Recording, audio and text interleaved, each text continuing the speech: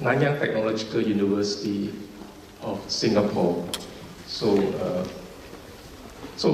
I just want to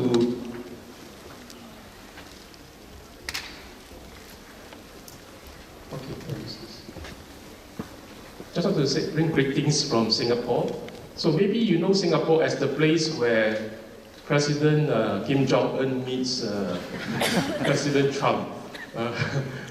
Besides that meeting, we have a very interesting and beautiful city landscape from Singapore.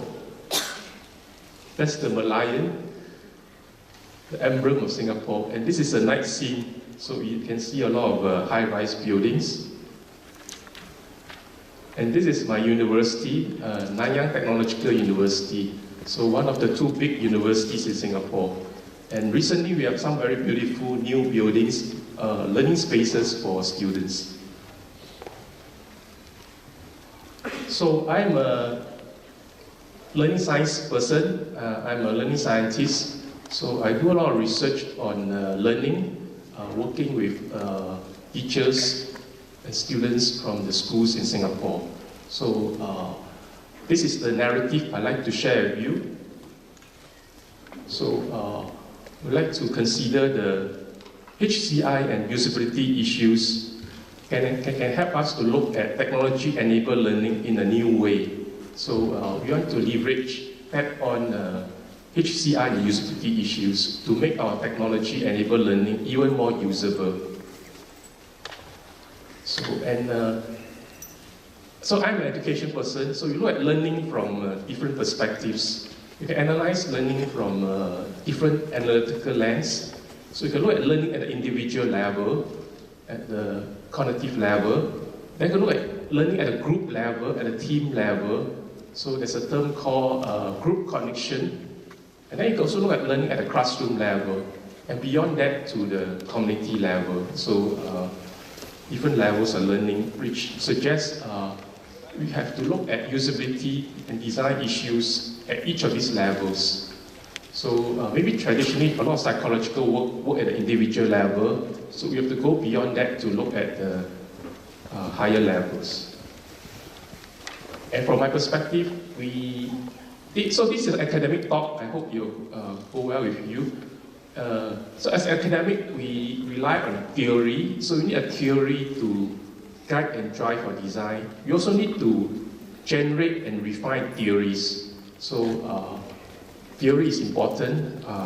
We need theory to guide us, and so theory to help us design learning practices. Sometimes we use technologies as part of the design, and we look at the HCI factors, and then we also look at deployment, how to deploy the systems for teaching and learning. So my talk will look at the intersection of some of these spaces, the theories, the representations, the technologies. So you are from the HCI community, so you have a lot of interesting and new technologies which you bring to this conference. So this is my story. I hope to share with you. And then I'll share how theory shapes design, how theory can be used to guide design, how technology can be designed to work around constraints and to exploit its affordances for learning. So you have constraints, limitations, technology, but you can work around them to be usable. So this is the narrative I'd like to share with you. So I'll borrow an idea from Buckingham Shum, who spoke last year at a conference in London. I'd like to borrow the framework to frame this talk I have with you. So we have people from the education community, people from the learning community. So we look at learning sciences, we look at educational research, teaching practices, curriculum, pedagogy and assessment. And then we have the technologies people. They develop good technologies, could be experiential, help users to experience, could have good user experiences for visualizations, for connectivity, and for technologies which allow mobility for learning, representations, and new interfaces and augmented reality, and AI. So a lot of wonderful technologies coming out. So we really want these two fields to meet, and when they meet, we get even more powerful ideas which can help us with learning. So I'd like to talk about this boundary, this interface. And this is not enough, so we like to learn and borrow from your community HCI issues, human factors, usability issues, stakeholders' participation, readiness of teachers and students, participatory design cycles, user interface designs, and a host of other issues.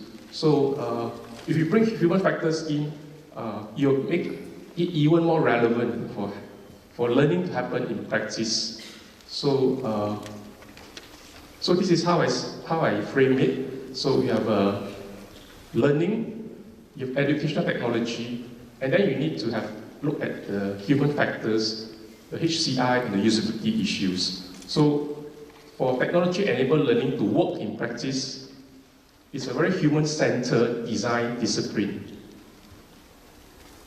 So very user-centered, human-centered design discipline. So I want to share 2 case studies with you based on the work I've done in Singapore.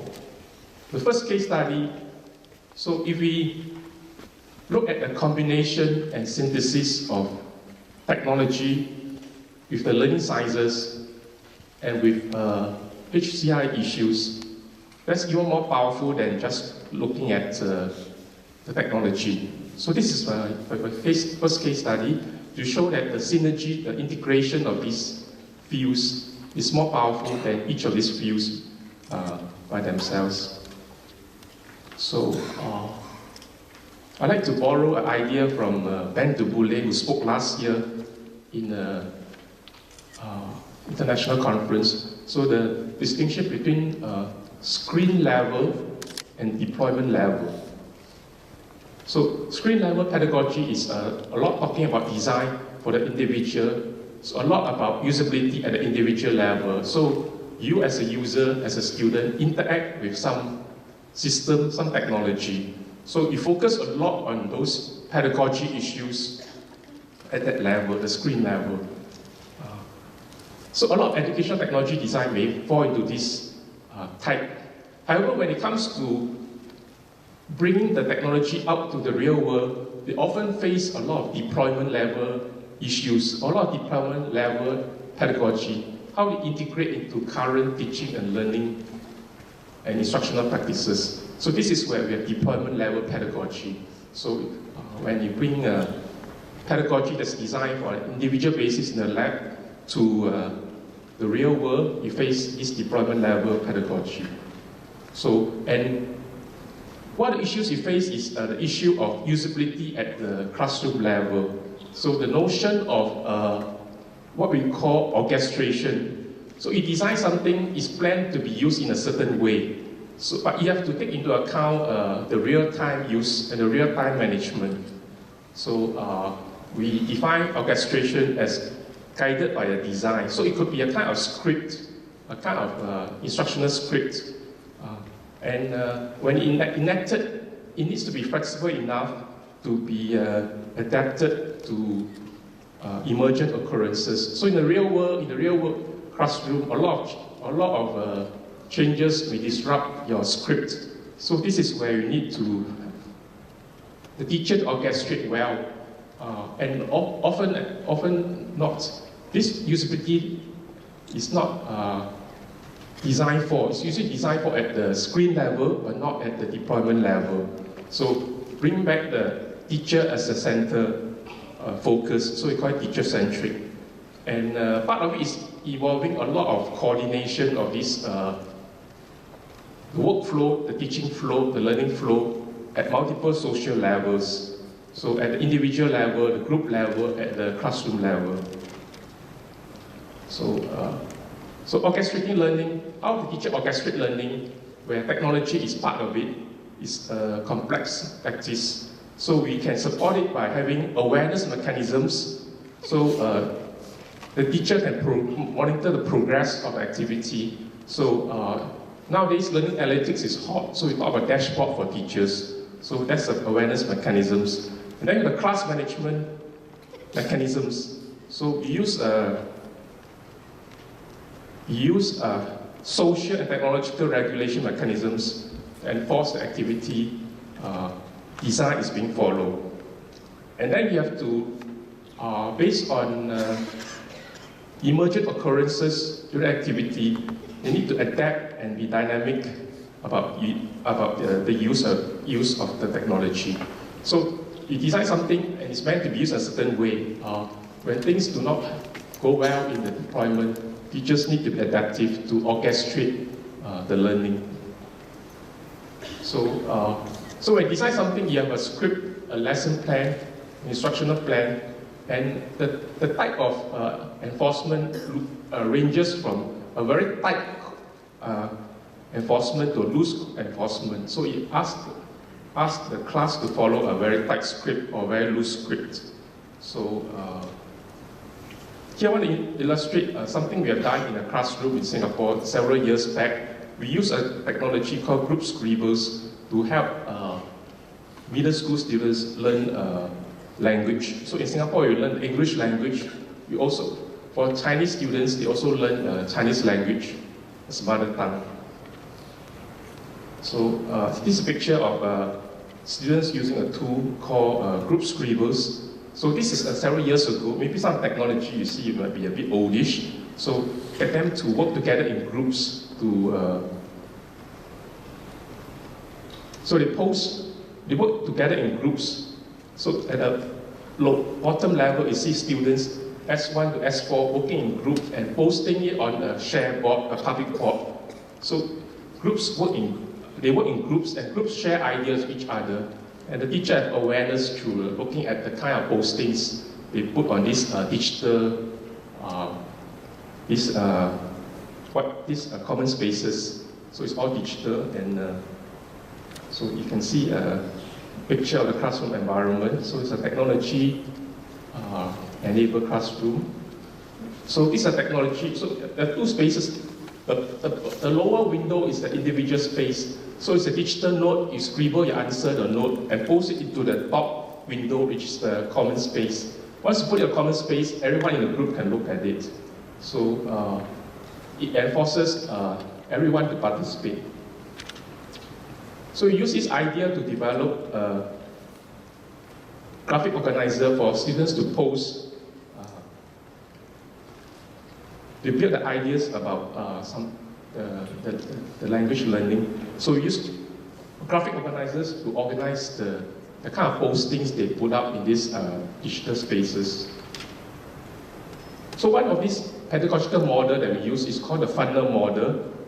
It's a funnel model, so basically 3 stages. So first one is every student to participate and have diversity of ideas. The second one is to pull together collective wisdom. So they look at each other's ideas, and then they build on each other's ideas. They decide what is the better ideas. So they pull together collective wisdom.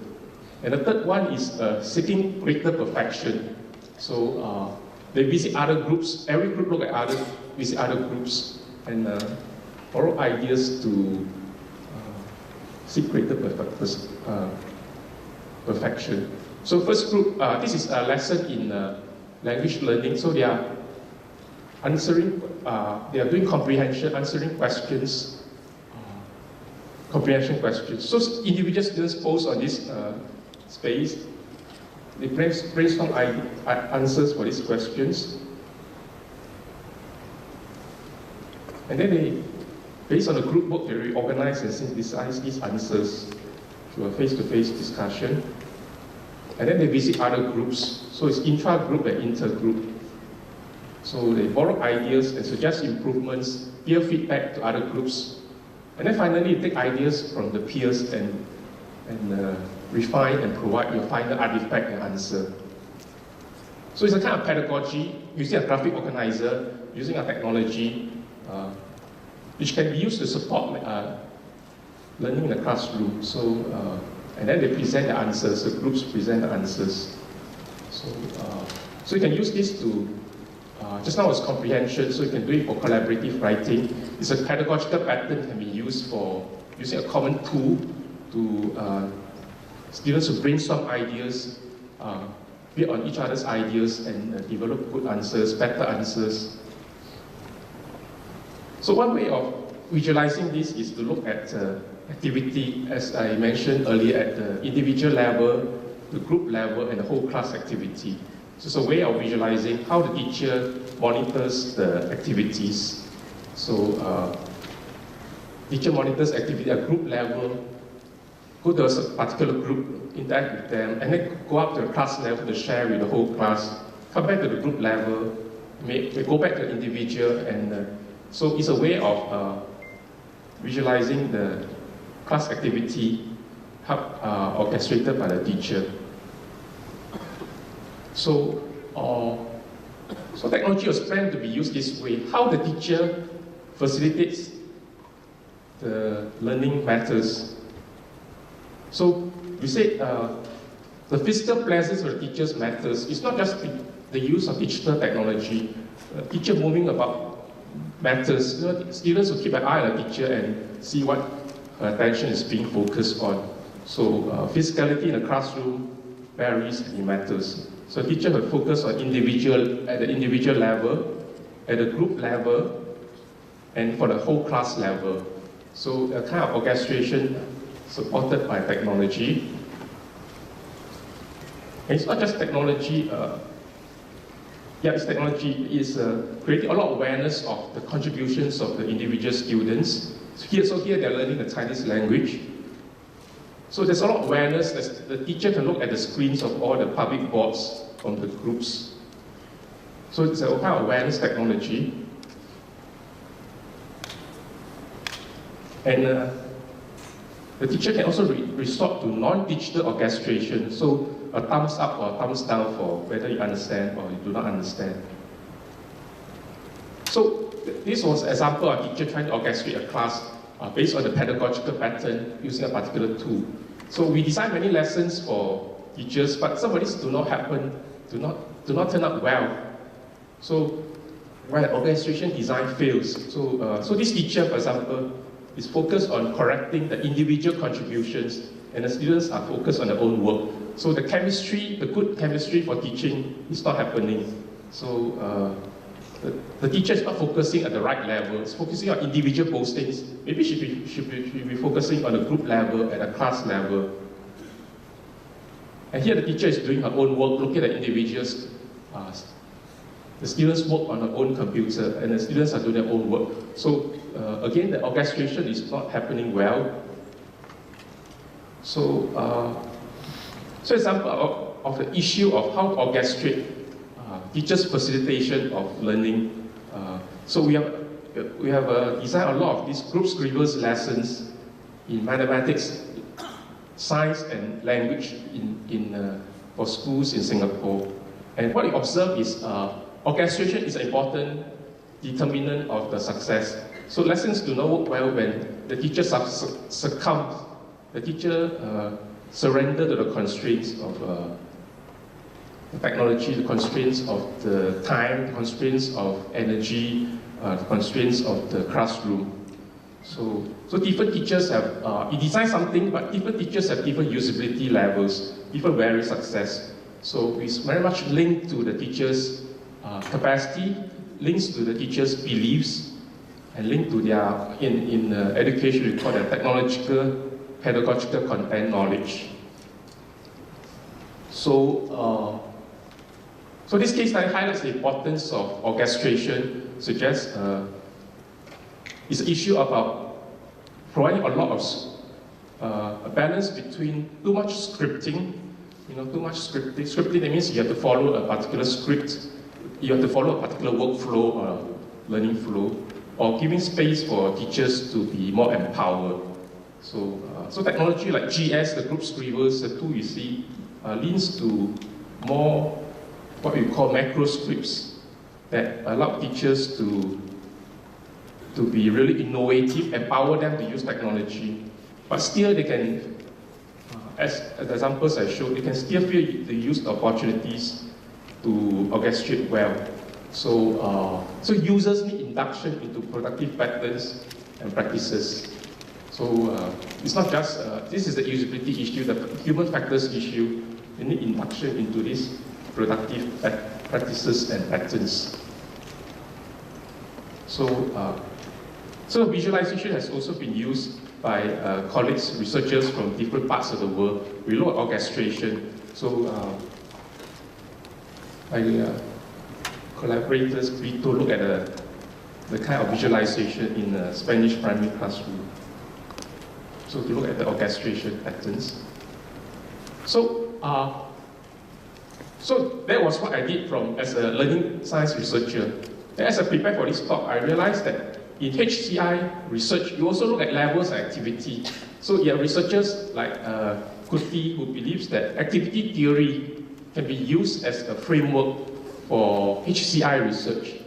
So I think some of the ideas are similar. We can have more synergy. HCI research also look at levels of the beta activity, the action, and the lower level operations. So they look at it from the perspective of activity theory. I think some researchers are looking into this.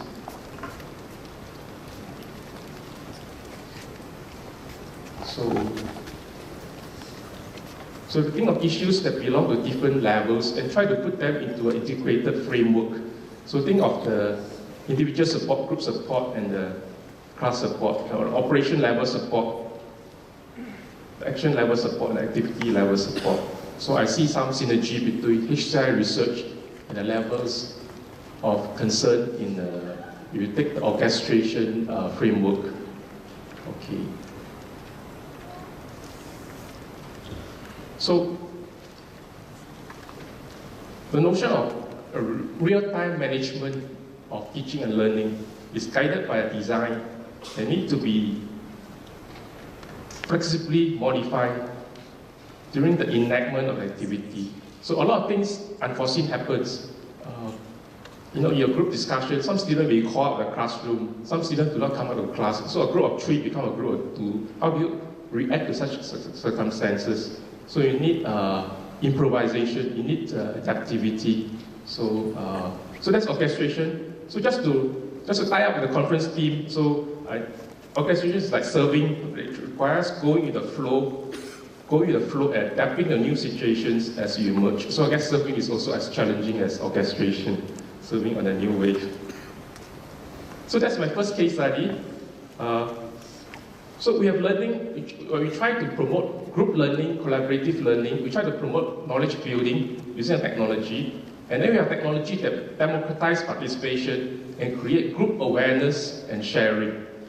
And then we need to consider the human factors, how to orchestrate learning, how to train teachers, how to get them to be familiar with these pedagogical patterns and practices, how to transform teachers and students to be ready for this kind of new pedagogy.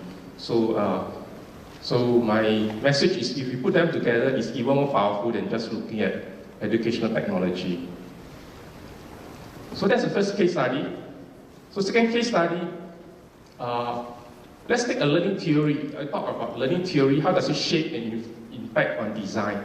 Let's take a learning theory and look at how it influences and impacts on design. So I don't know whether some of you are familiar with cognitive load theory. So I'll briefly introduce cognitive load theory. There are limitations to cognitive load theory, but I think I'm not going to this. But I just want to use the useful parts of cognitive load theory and talk about how it shapes learning together with technology. So, so cognitive load theory looks at the human cognitive structure. So it believes that you have a short-term memory and a long-term memory. So it's a very cognitive perspective to learning. So in a short-term memory, you can only handle a small number of chunks. So you can only handle limited capacity, short-term memory or working memory. So maybe about 7 to 9 chunks. And you need to develop mental models, mental schemas, which can be retained in longer-term memory. That's where the storage is limitless. So it's a lot about trying to reduce the load during the working memory, short-term memory, when someone is starting to learn something, so that the mental models can be formed and encoded for long-term memory. So it's about, you can only handle a small number of items at any one time. So if you present those materials in the right way, with a lot of rehearsal, maintenance, elaboration, the idea is you go to long-term memory. So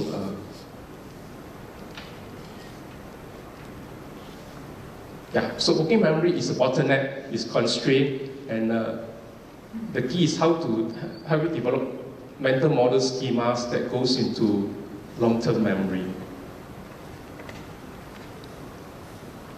Okay, so if you take this theory, there are implications for instructional design. So yes, because based on this theory, the perspective is learning is a change in long-term memory. So we add more schemas, more knowledge to long-term memory. So that's from Kirshner, Sweller, and Clark. And then Sweller is an originator of cognitive load theory. Sweller talks about novices need to use thinking skills. So they need to process knowledge. And knowledge is processed, gets retained in long-term memory. So experts use knowledge. So that's the perspective. So the implications for instructional design. So how do you manage the cognitive load? So they suggest minimize extraneous load. So when you present information for the learner, avoid the use of anything that distracts the learner and make the learning process difficult. So try to reduce the number of distracting materials or information. Let's minimize extraneous load. Then you manage intrinsic load. This is the inherent